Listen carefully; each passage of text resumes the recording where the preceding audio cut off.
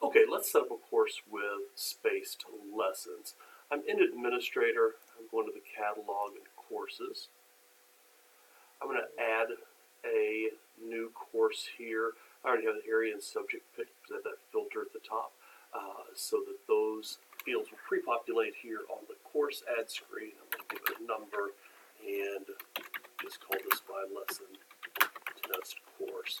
The two things that are important on this screen, one, course is self-study so that it's not something that's a scheduled event, and we are changing the media to spaced learning.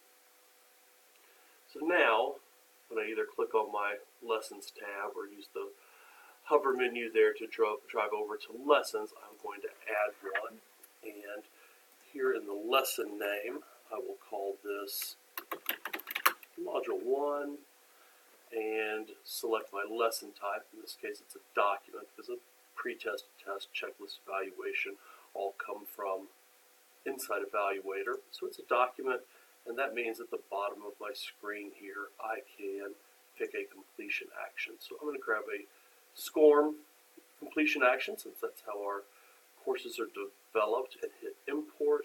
That's going to open up my window that lets me browse out for a file. I'm going to grab module 1 there and hit import. It will take a second or two to spin, and then once that's done we will get a message that, well, should say import successful. May have some additional information out to the side. So all good there, and I'm just going to close that browser window.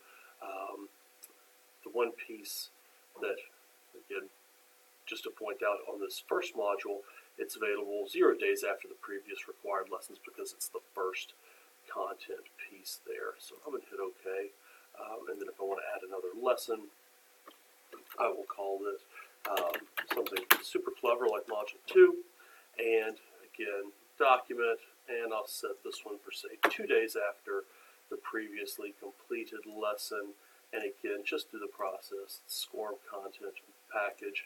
I'll hit import. Let me go out and browse. This time I'll get module number 2 and get that guy importing there.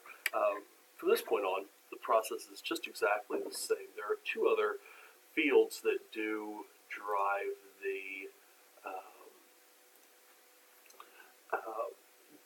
drive the application.